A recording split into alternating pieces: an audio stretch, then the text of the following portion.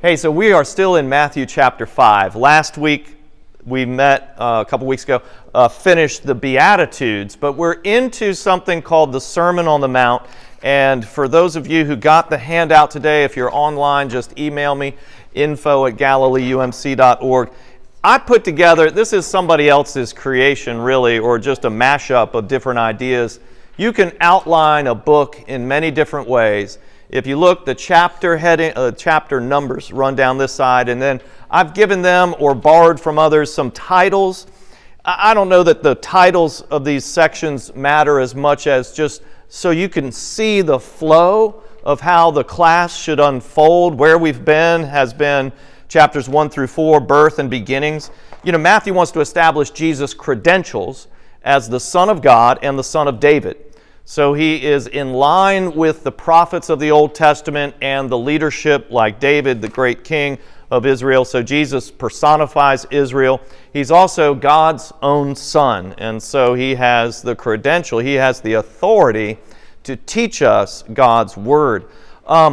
So we are in this second section, chapters 5 through 7. You all know it as the Sermon on the Mount. This is kingdom training. We went through the blessings of the Beatitudes last time, but right now we're getting into a longer section. If I speak fast enough, if you listen in a hurry with me, we might get through chapter 5, no promises, okay? But let me try to place this Sermon on the Mount in a framework for you. I mentioned this last time, so I'm going to try to say it more succinctly today. Think of a wonderful portrait, and you put a frame around it.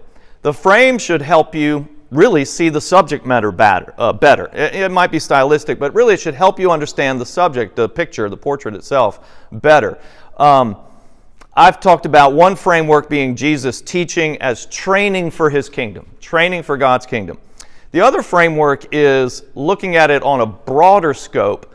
What we see in the Gospels are two kingdoms in conflict, or the tension between the ways of the world and the way of Jesus, the gospel. So we'll be looking at these two different. I think the first framework, Jesus' teaching, is where we will hear most of our reflections in this regard, and understand it as interpersonal. So it's never about you singly as an individual, but you on an interpersonal level. Where I think a lot of the Sermon on the Mount interpretations over the 20th century fell short is that if they try to apply it to a nation like America or try to make it a utopian state for everybody, it's hard to do it on a larger scale. But on a scale bigger than that, the cosmic scale, the universal, you can see the kingdom of God, how it contrasts with the kingdom of the world. So really, I think what we're listening to is that first framework, Jesus training for us, not merely as individuals, but as a community of faith or believers in interpersonal relationships, particularly small groups, congregations, your family, your friends network. This is where we can apply these the best. And remember the blessing, the word blessed in this framework for me, it's a sense of God's closeness. We hear these descriptions about God's reality. It may not match up with the world's experience, but it's from God's point of view, not from an individual's point of view. You are blessed, even though your circumstance might be difficult. Right now, some of us grieving, some of us struggling, some people wrestling with health or even mental health issues. But the blessing is that God is close with you.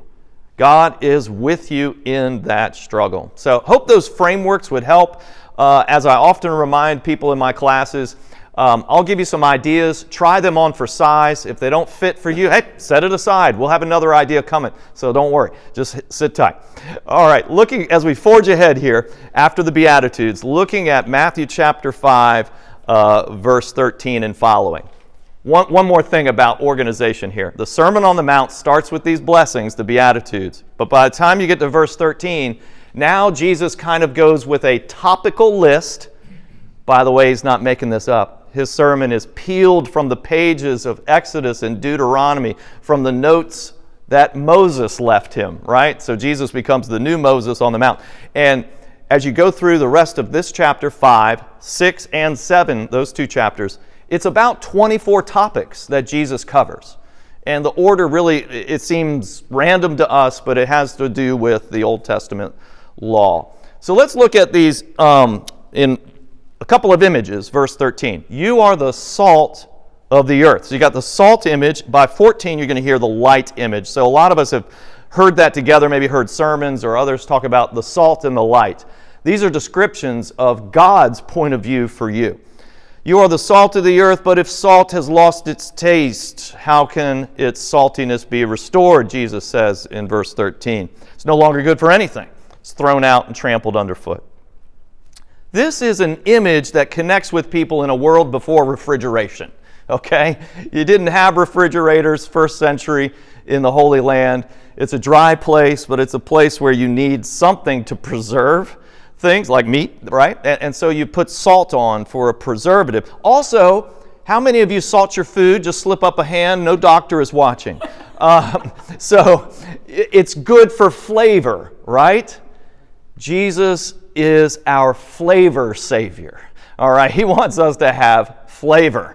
And that's the other image here. Salt, believers in Jesus, living God's kingdom way, kind of salt the world to preserve people and to also bring a particular taste, savor the flavor of God's kingdom is partly what he's saying.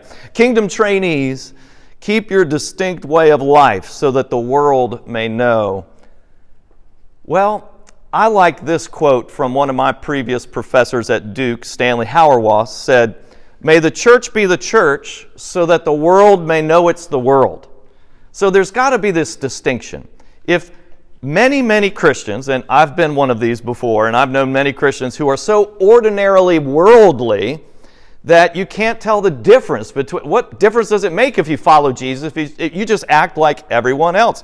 I've seen Christians who are ordinary worldly people as they bite and backstab one another with gossip or put-downs, or hauling each other into court, acting greedy and Grinch-like, angry and aggressive, justifying violence too often. That's not salting. That's salt that's lost its flavor if we just look like every other type of person in the world. So Jesus says salt, so be distinct from the worldly way. In that framework of kingdom teaching, what he's doing right now is lining us believers, lining the trainees up as prophets and prophetesses. How is this so?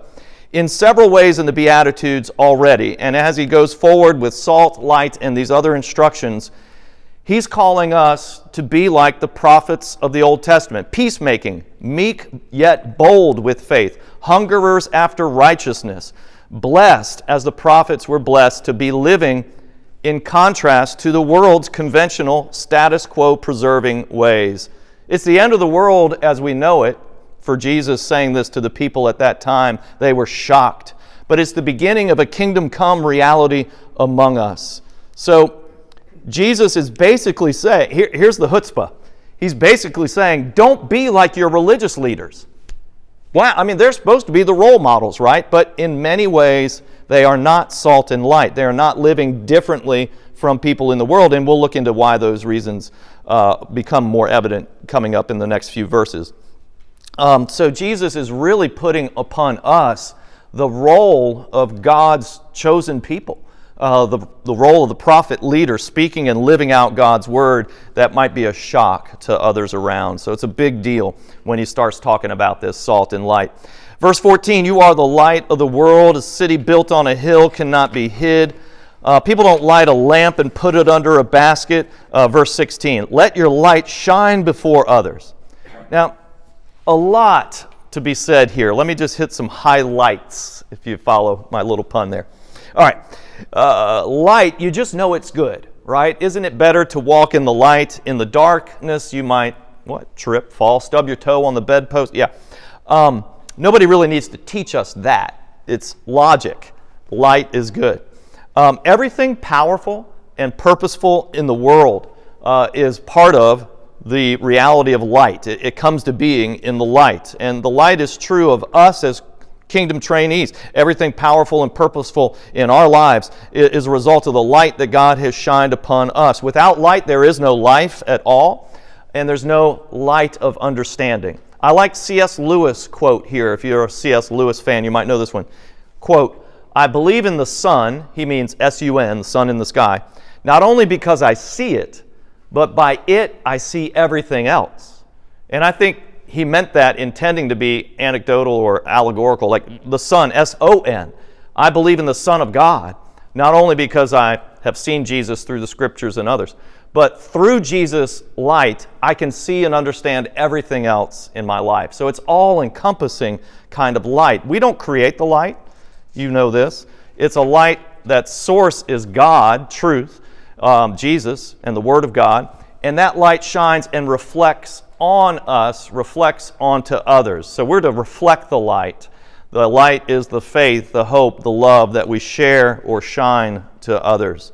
So again, if you think of this in kingdoms in conflict, the conventional religious leaders, the Pharisees, would do their good deeds, I don't want to say as an example for others to follow, more to show off. This is what Jesus exposes when he shines a light upon the religious people of the day. They were showing off their good deeds to shame other people.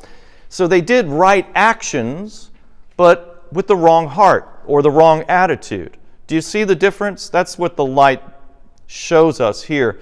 We are, Jesus says, to glorify God by doing good works, not ourselves. We're not glorifying ourselves. So doing something good is good for you. You are doing what God requires, following the rules, right?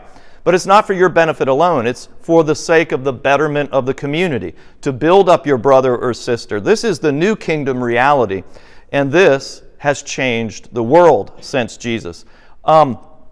It's not going to be something that will change the world and make a perfect society. Okay, I keep coming back to that because this has been so often a repeated goal or failure to meet that goal. When we try to make a whole nation or a whole society a utopian society, and it falls short. So what I want to say about that, and I'll let it alone, is we live it in interpersonal relationships the best we can. Understand that we will always have the world's kingdom, until Christ returns and kingdom come fully.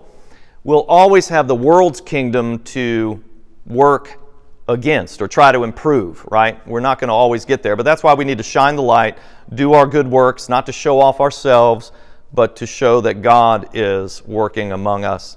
He also mentions this city on a hill. That's Jerusalem, sure, but it's the mountain. He's on a mountain or a hillside talking. The Mount Zion, that's referred to, the city of Zion, the city of God, is sort of that ultimate kingdom when God fully manifests God's ways in the world, the return of Christ, however you want to view that. But it also refers to Jerusalem, not so much the physical city as right then when Jesus is preaching this, the believers in Jesus become the new Israel. The people themselves, not the physical city, become a city on a hill, shining a light for all people to see. This is a fulfillment of the Isaiah prophecy that says, quote, "Come, let us go to the mountain of the Lord, that he may teach us his ways."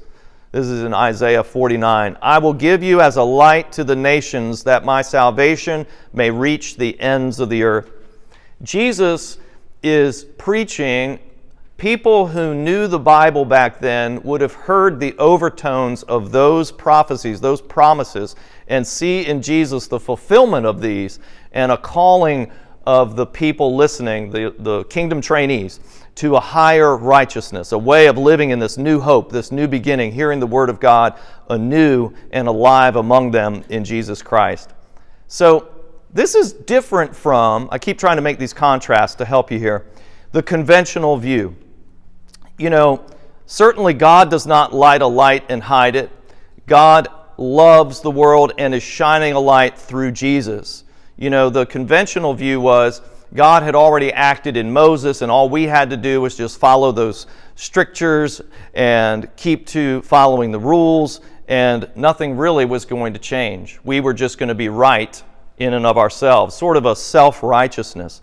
But in Jesus' way, God is alive and acting in not only Jesus, but in you as a believer, as a kingdom trainee, to bring about this new reality right here, right now. It was true 2,000 years ago when Jesus said it first. It's true for us today as well. And so in this light, we can see the salt image, I think, more fully, more purposefully. It was used in Exodus, by the way, salt, in the time of Exodus, in the worship, for the binding of covenants. So they would pour out salt.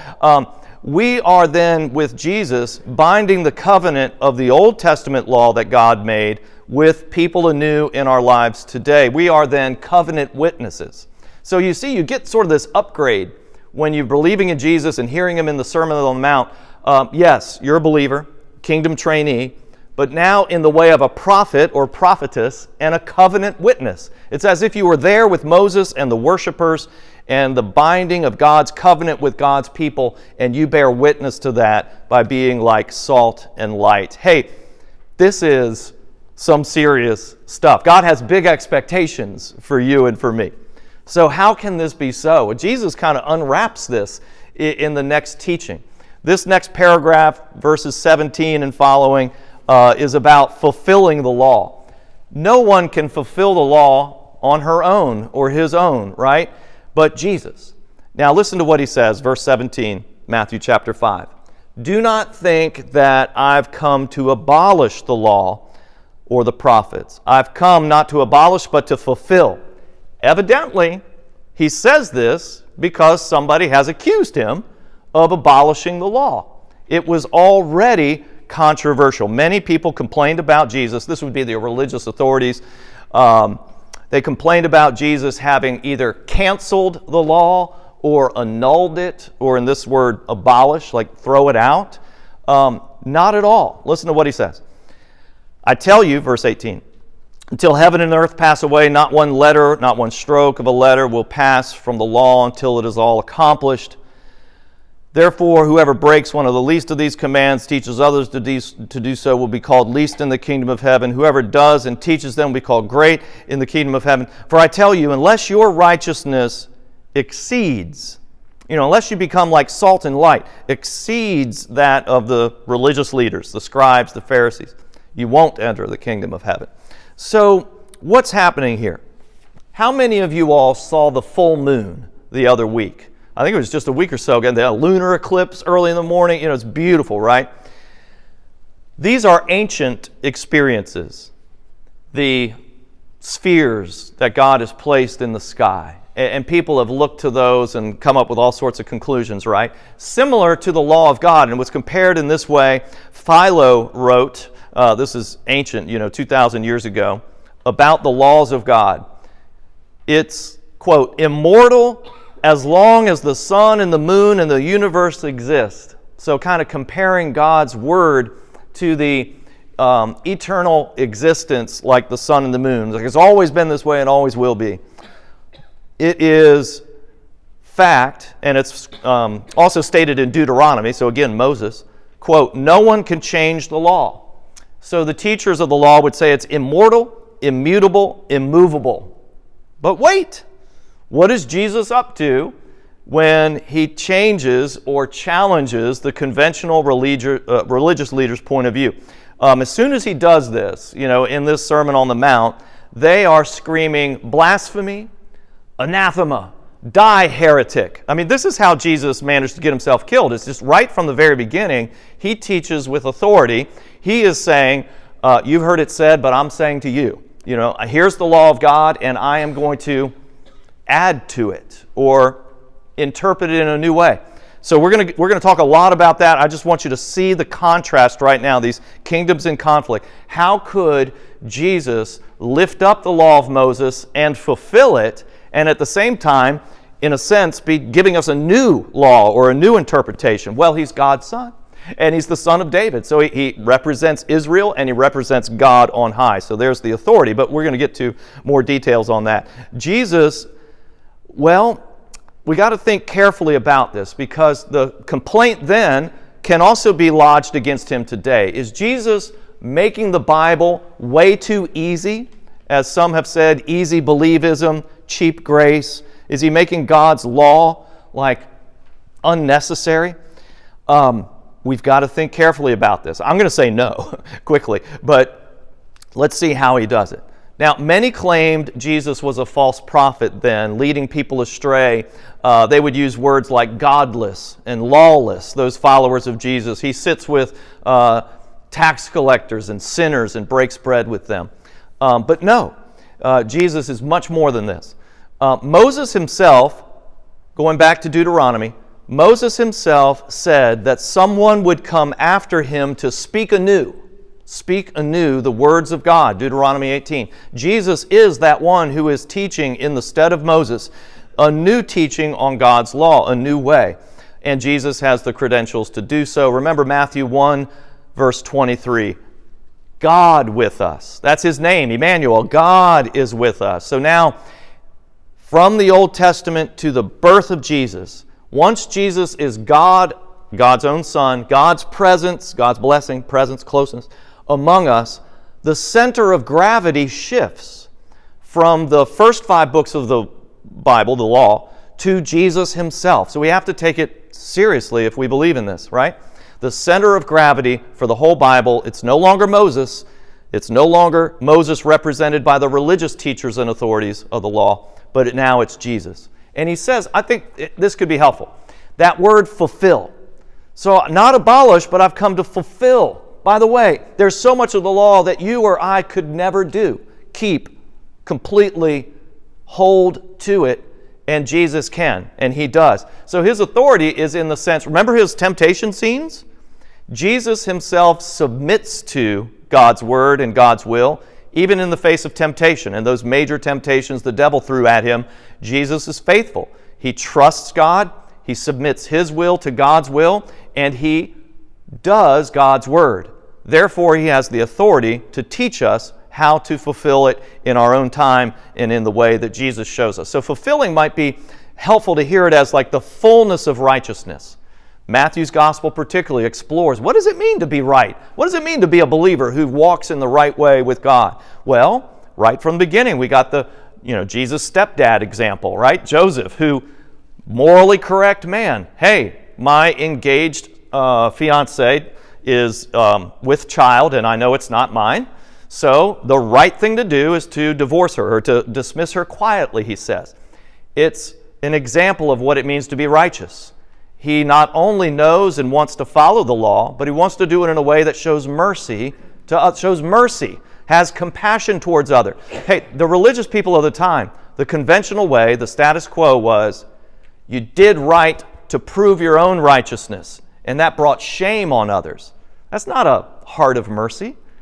So it's not enough to just do the right thing, Jesus is teaching. Have the right heart when you do the right thing. So that's what all of these different teachings as we go through the Sermon on the Mount are really going to come back to that point. So you might hear me repeating myself. So if you hear me and I repeat myself, remember I might be repetitive, even redundant. Okay, just because I want you to get the point, and that's what, a lot of good teaching is just repetitive, right? Did you ever have to sing the ABC? Of course you sang the ABCs. Why? Because in repeating it, you learn it, right? So Jesus is going to do the same thing. I think Professor Garland, I quote him quite often, so I'll just call him Professor Garland. He suggests the example, when we talk about how could Jesus be, reinterpreting the law? Is he doing something wrong here? No. He gives the example of the beautiful Michelangelo paintings on the Sistine Chapel ceiling, right? Some years ago, they went through a restoration process which removed a lot of grime and soot and dirt that had built up over the years.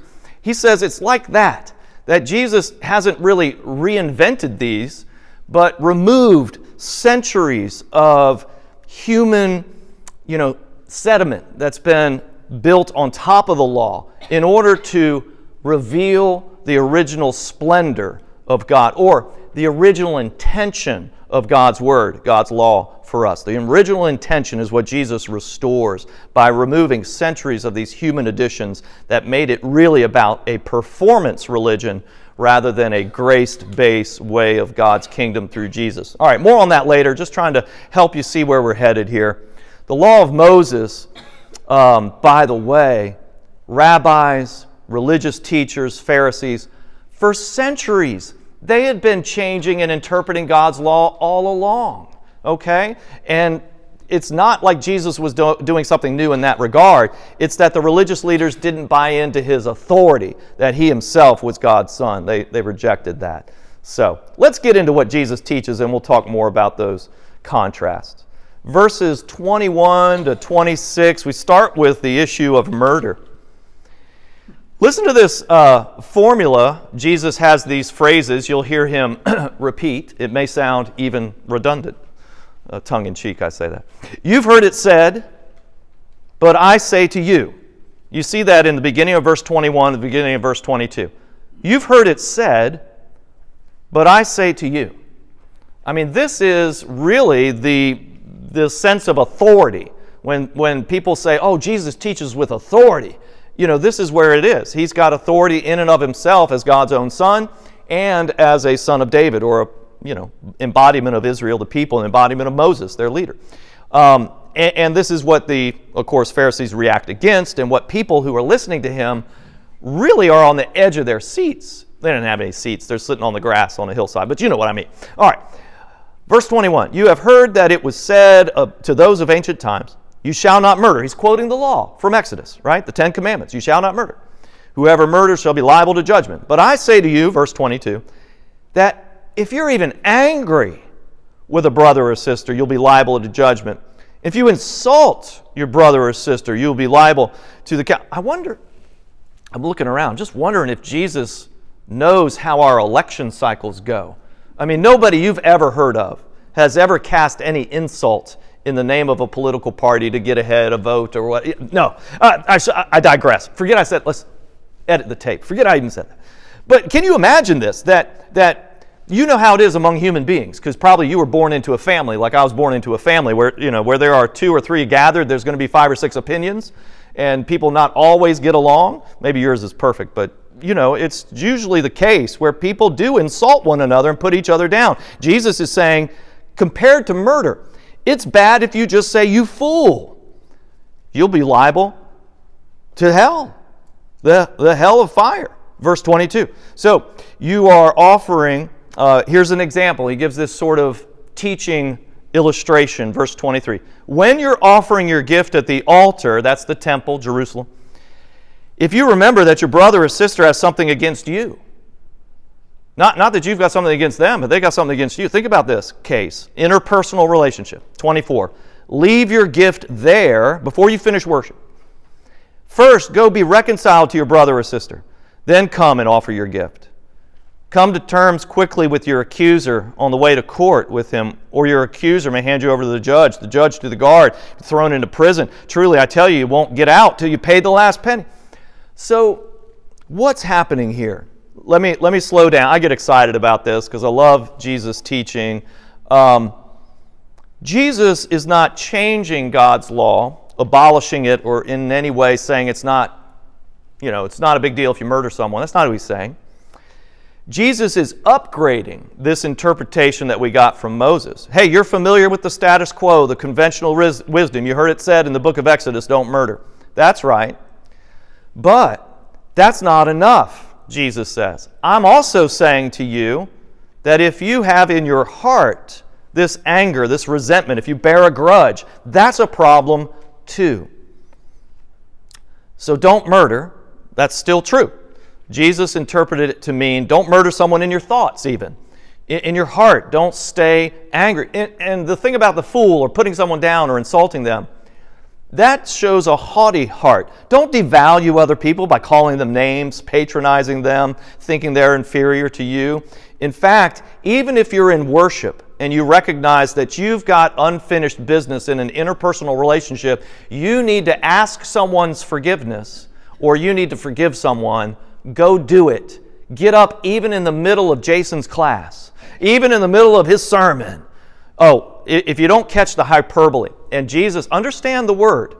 First, you can take God's word literally, but understand it where it's allegorical, imagic, talking about something in a faith or spiritual realm, or simply hyperbole, right? We've talked about the difference in terms of like poetry that we've read, the Psalms and things like that. Hyperbole is what? It's like an over-the-top example. It's like stretch, where Jesus later will say, if your eye causes you to sin, what should you do?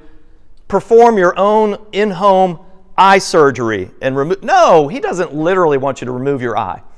But he gives this over-the-top example here about worship. Why? He's in Galilee. How far is it to walk from Galilee to Jerusalem? Well, it's a long ways. You're going to camp out. Okay, just put it that way. Can you imagine traveling all the way to the temple to fulfill God's rules?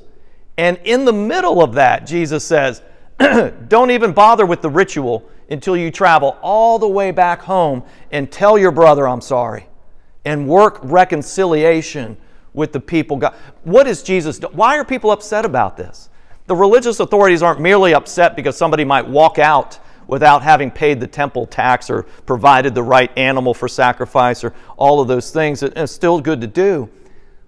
They're upset because all of a sudden Jesus says, when you have a relationship with a person, that's an indication of your relationship with God.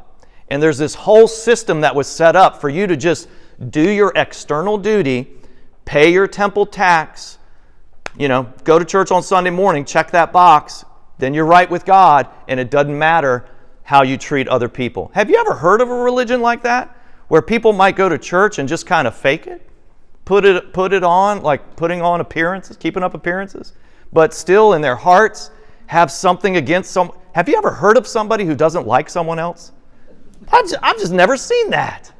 Of course. I mean, we're humans. There's no cure for being human except what Jesus can offer. Thanks be God for grace. But I think that really what made people the religious people so angry, the conventional wisdom was, you could somehow have this isolated, individualized relationship with God that if you just did certain things that you could check off a to-do list, you're good with God, and then you can get away with murder in your heart. You can get away with hating your spouse, hating your neighbor. No, Jesus says it's not good to have hate in your heart. So there's the law itself, and there's the attitude. There's your actions and your attitude. There's your hands and your heart. Both need to be in alignment. Your relationship with people is just as important as your relationship with God. Those two are connected. We'll talk more about that. So this external focus on the law conditioned people to judge one another rather than examining their own hearts. Here's another quick example. Jesus will get to this later, but this is for fun. We got time. How many of you have a spice rack? Slip up your hand if you've ever cooked with rosemary. Sorry, not Rosemary Walker over here. You know what rosemary looks like, not her, but the spice, right? Because you can count. Can't you count like little sprigs of rosemary? And this is what the religious leaders, the authorities, the Pharisees, would count out every rosemary sprig that they had, and they would tithe 10% of them to God's temple, and that would be given to people who need it, and that's great. But that's such an external act of obedience. Jesus is saying, which is better, that you go to the temple and you offer your 10% of rosemary sprigs, or that you just leave that on the altar and go be reconciled to your neighbor? What's greater, that fragrance of the spice or forgiveness from the heart? And they lived in a time where the external thing was what people really pointed at. Didn't care about, where your heart was at. Did you love somebody or did you hate them? Hey, there's a lot of people who deserve to be hated is kind of what the justification would be.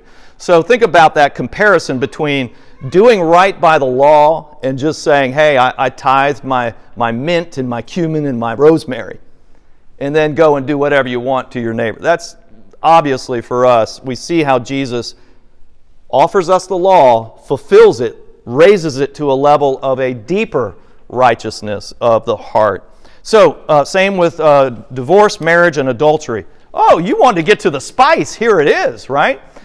Issues like adultery and lust. Well, these are topics always the subject of much debate in any time and culture. Sex and marriage, divorce, always polarizing and problematic. Same for us today. But look at what Jesus does. Again, the emphasis is not simply on the physical act, but on the person's attitude, their internal heart intention.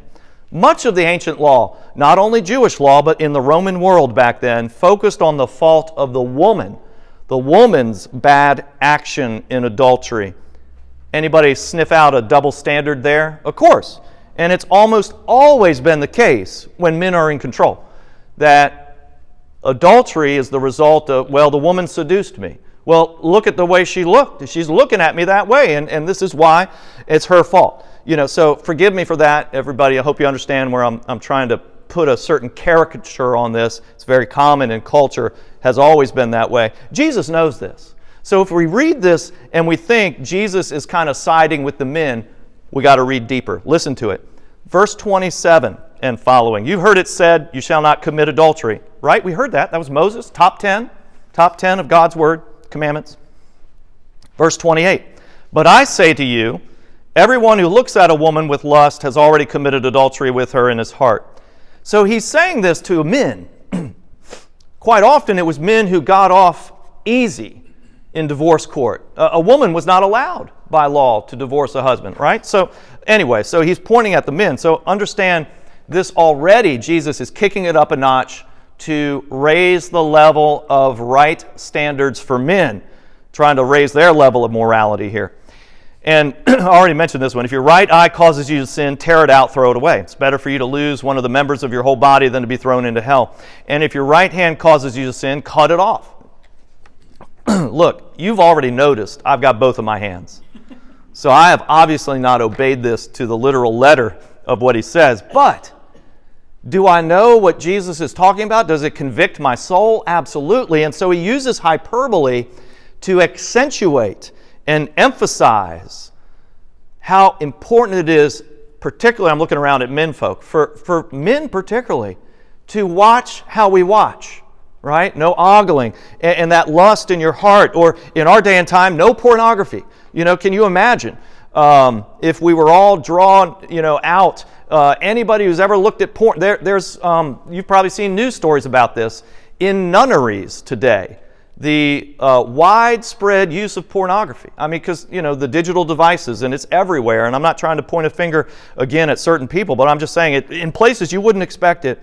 Lust remains a common human problem, and Jesus is pointing with this hyperbole, cut your hand off, men, to the men, because quite honestly, usually women get the short end of it here in terms of divorce court. Verse 31, it said, whoever divorces his wife, let him give her a certificate of divorce.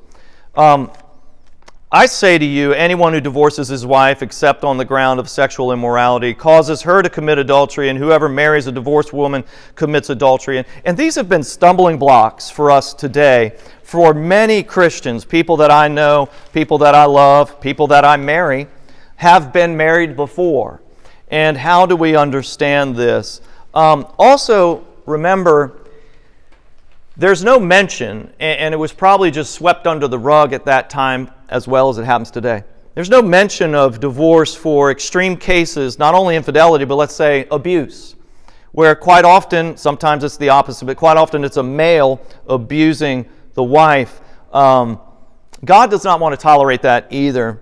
Spousal abuse happens, and in our day and time, I want you to know there's help out there. If you or someone you love might be a victim of this, could be physical, could be verbal, emotional abuse. All of those are so important to recognize. It's not good for a couple to stay together unless there is professional help for that. I'm not a clinician, but I suggest and I often recommend people to see a doctor, see a therapist, because there is help today, and I don't believe it's God's will for somebody to be in an abusive relationship. So adultery is one big extreme case to say there is grounds for divorce back then and today. And also I would say, remember about being careful in a relationship where there might be abuse. So get help for that. But back to Jesus, one of the great structures of society back then was the family. So Jesus is actually providing very strong moral teaching and guidance, which is in favor of raising the responsibility level for the men to keep their family together. Don't divorce her. Work it out. Unless there's been adultery, then that could be the case you divorce. But work it out together. Have a heart that is hungering and thirsting for righteousness first, to be right with God, be right with your spouse. And men, don't harbor lust in your heart. Does Jesus mean that for women as well? Sure. But the problem particularly was pointed toward men in this case. So I hope that helps. I don't think necessarily that Jesus makes it easy for divorce. What was often happening in that day and time was economic as well. When a man divorced a woman, he didn't have the responsibility for her economically anymore. And so women were often suffering in that regard as well. So again, Jesus is lifting up the moral case for leading men to live better lives. I'm not going to give a whole lot on this next paragraph, looking at the time, but I want to say something to frame it again, hopefully help it a little bit here.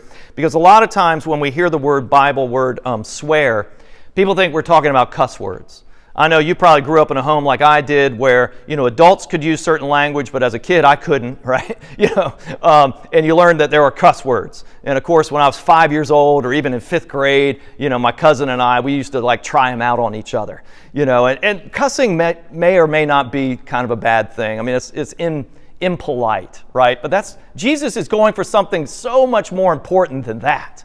So when we're talking about swearing, in ancient times, swearing an oath would put your allegiance, would kind of say, my heart is fully behind this. And Jesus is saying, live simply by keeping your word and not having to go and sign all these court documents. Let your handshake be as good as a contract, in other words, is what he's saying. You shall not swear falsely or carry out the oaths, verse 33. I say to you, do not swear at all, either by heaven, for it's the throne of God, or by earth, it's his footstool. So rather than having to go through these legal court-like things with your neighbor, be a person who keeps her word, keeps his word. Let your handshake be good. So keep your promises is what this is really about, without having to go to such legal level that they often had to do back then. So I find a whole lot more in this next section. I hope to do it in 10 minutes. There's so much here, but I see it's sort of like when you're running a race and you see the finish line. I'm going to hurry up and try to cross it. Also want to guard your time, try to end this before an hour. Okay, this is lex talionis in the kind of the Greek-Roman world, the law of retaliation. Verse 38, you've heard it said, an eye for an eye, right? I say to you, do not resist an evildoer, turn the other cheek. What? If you don't hear that, we've heard this a lot, so we may not bat an eyelash. But if you don't hear this as fighting words, then we're not understanding Jesus in his original context. The people listening to him, not only the religious leaders, but the people seated on the mountainside, loving what he's saying, hanging on every word, may have, at least some of them, at this moment gotten up and walked out. I've been that preacher before where I look around the sanctuary and there are people just, dropping the hymnal in the pew, taking their Bible and going home. What do you mean? Because they've learned this from Moses from the beginning in synagogue school on Saturdays. Yeah. Don't resist an evildoer. So in Exodus, by the way, the law, eye for an eye, tooth for a tooth, was a justice law. The law of retaliation limited what you could do. Somebody pokes out your eye, you can't take two of theirs. You can only take one. So it was supposed to be a balanced approach to justice in the original law. What Jesus does, counter to conventional thinking, is to say, don't even take an eye. Turn the other cheek if somebody strikes you. That's counterintuitive. It doesn't make for good self-defense if you're trying to teach your children to stand up to a bully or something like that, right? How does this work? Well, it's part of the law of the universe, the law of the jungle, to retaliate. It's in our human nature, our broken, fallen human nature since Cain and Abel. It starts a cycle of escalation. Violence begets violence. Right? It's all through the history of the world. We see it in Russia and Ukraine today. And by the way, there's 24 other places that are in violence or war right now on earth. We don't even talk about it. It's interesting because violence, hatred, resentment, anger towards a neighbor or somebody who's different from you, this has been justified for so long that we just accept it. We don't even think about it, right? But Jesus' teaching here doesn't abolish the law, eye for an eye, but it challenges it to say, rather than continuing the cycle of violence or, if you get shoved, shove back, if you get punched, punch back, Try a different approach. It's an attitude of the heart that says, if I turn my other cheek, which, by the way, I think God knows He only gave you two. So there's a limit to this. But when I turn the other cheek, it's supposed to turn you from another act of wrath and put a little bit of shame and maybe, convict your moral conscience. If I'm not going to participate, like if somebody insults you and you just insult them right back, it just escalates. But what does the Bible say in the Old Testament? A kind word turns away wrath. So try turning the other cheek. Trying a different attitude towards this is Jesus' way. It's a different path. And it was very problematic for people who had never heard this before to not return an act of violence with another act of violence. How can we do this? Well, Jesus, and through the peace, He's our Prince of Peace, through the peace that Christ offers, with His grace, with His presence, we can learn to be peacemakers who turn the other cheek, offer an opportunity to de-escalate a conflict situation or reconcile a relationship that has been strained or gone wrong. So I hope that sets us up for what I think is really His most challenging teaching in the next verse, 43 and 44 in Matthew 5. You've heard it said, you shall love your neighbor and hate your enemy. But, verse 44, I say to you, love your enemies and pray for those who persecute you. Wow. Love of enemy? I say it that way on purpose because most people who were listening, if they were still tracking with Jesus at this point, they would literally have had their socks knocked off. They didn't wear socks. Sandals. We knocked their sandals off with this. Now He says, love your enemy? Can this be right? Am I hearing Jesus right? This would have shocked people. What would they be saying? Not just the religious authorities, but just everyday people who were Jews, Israelites. They would be saying, who is this guy? Jesus. Isn't He one of us, a Jew? How can He be a patriot if He says, love your enemy? How can He be a good Israelite? How can He be of God if He's saying we should love the Gentile, the non-Jew? In other words, you may hear it from a different religion called the infidel. It was the same language, right? Jesus is saying, love the heathen, love your enemy. And they're reacting to this emotionally. How is that possible? He wants me to love that Roman soldier in my village who is the occupying enemy, whose boot is on the neck of my children. Love your enemy. For us today, it's a little bit less impactful.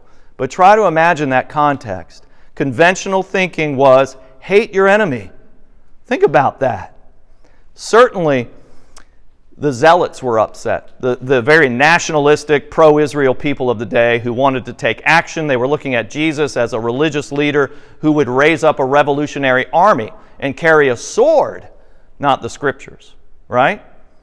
Conventional thinking wanted that. So I've said to you before, when you read the Gospels, maybe one way to try to understand it anew is to look in the story, who's listening to Jesus and who's upset by the time He finishes talking, right? The zealots would be upset. The very nationalistic Jews would be upset. Certainly the religious authorities would be very upset at this because most of the time, I think, in our base level thinking, it's easier to have enemies than to make friends of everybody, right? It's just easier to know I'm right when I can definitely point to those people over there being wrong. And part of that's a whole lot of what's at stake in our American politics today and so on and so forth. But what is Jesus asking us to do? He's asking us to enter into a new kingdom, a kingdom that disrupts that status quo and says, actually, God loves everybody and calls you to have that heart that could love even an enemy, that you could reconcile even with somebody who's so different from you, so on and so forth. So it's kingdom training. We're not going to get this on the first pass, but being salt and light people of faith and hope and love, we're called to love even those who persecute us. Jesus said, blessed are you. God is close with you when others are putting you down for this. But don't hate back. Love rather than retaliating, fighting fire with fire. Don't hate back, but love. And here, if you don't think it's hard yet, Ready for the last verse? Okay, this is, for me, all through my ministry, people come to me and ask me about this verse. This is a terrible verse for most of us today, okay?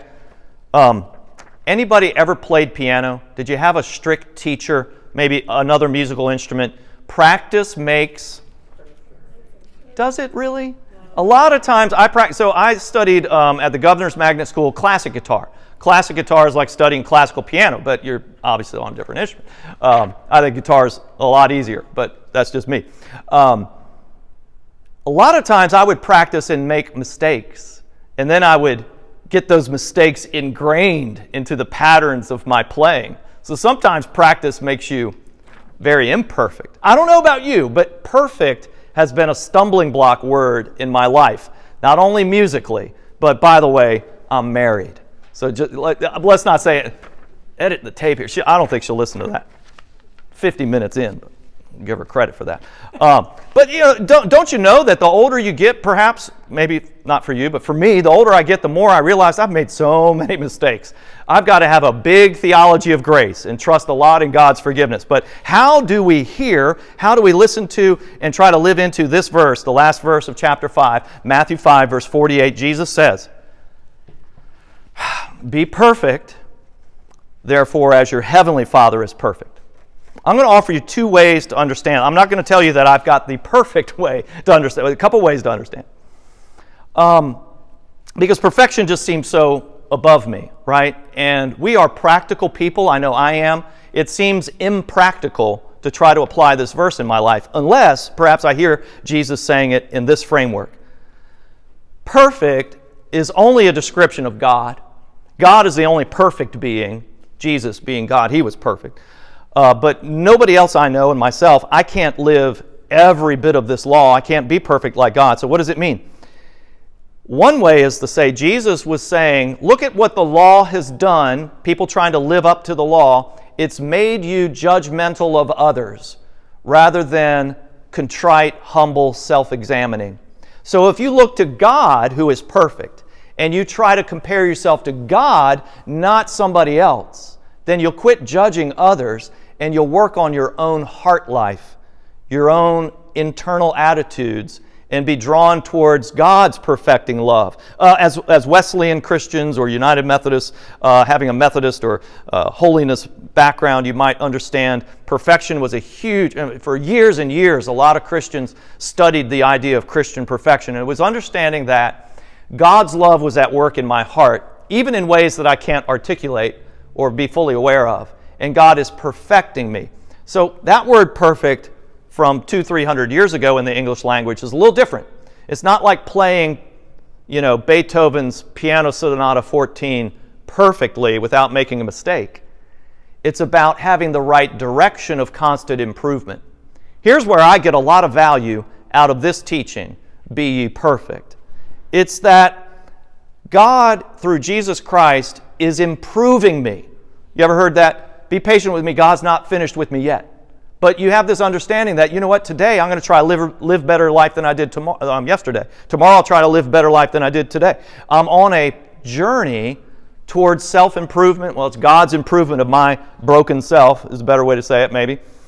The conventional thinking here, the contrast would be the religion of Jesus' day was all about just do these external acts of goodness. Tithe out your spice rack.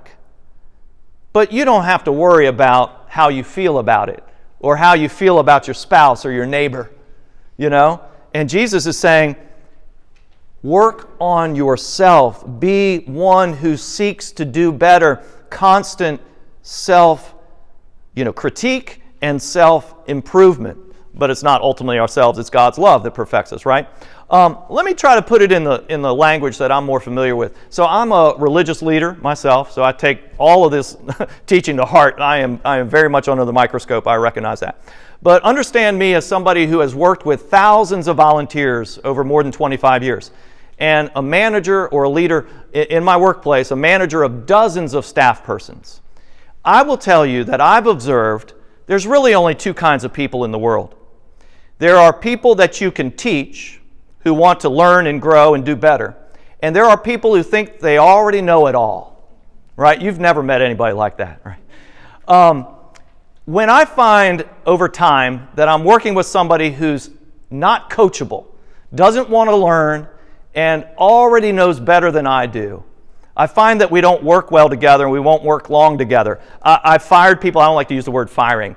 I tell them, I'm releasing you into God's future. Okay?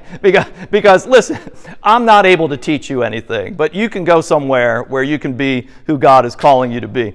Jesus had these two categories in a different light. He said there's sheep and there's goats, right? Goats don't follow. Sheep will follow a shepherd. Or in our language, it would be dogs and cats. Remember I've used that example? Right? You can't put a leash on, well, you can put a leash on a cat, but you know what's wrong with the cat? The cat already thinks that you are his person. Right? And when the cat looks at you, and I think my daughter's cat loves me, actually behind those beautiful eyes, my cat is devising ways to kill me.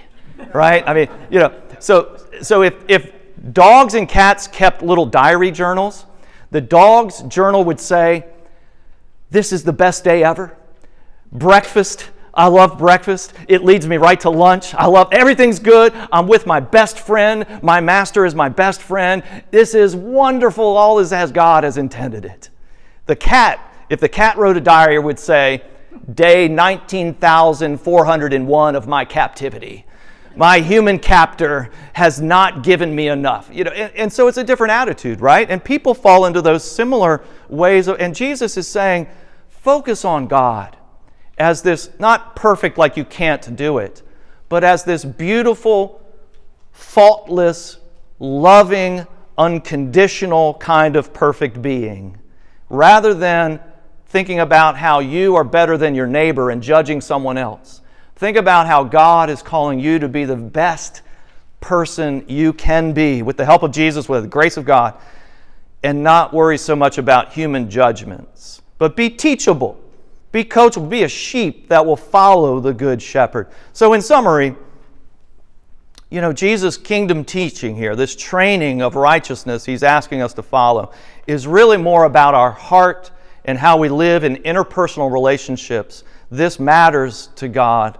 So the right attitude in addition to right actions, he's not throwing out the law, he's lifting it up, fulfilling it in our midst, and asking us to be much more serious about it than the religion of its day. So hopefully this is helpful. It's definitely about, living the right moral life, but having a compassionate heart to go along with it.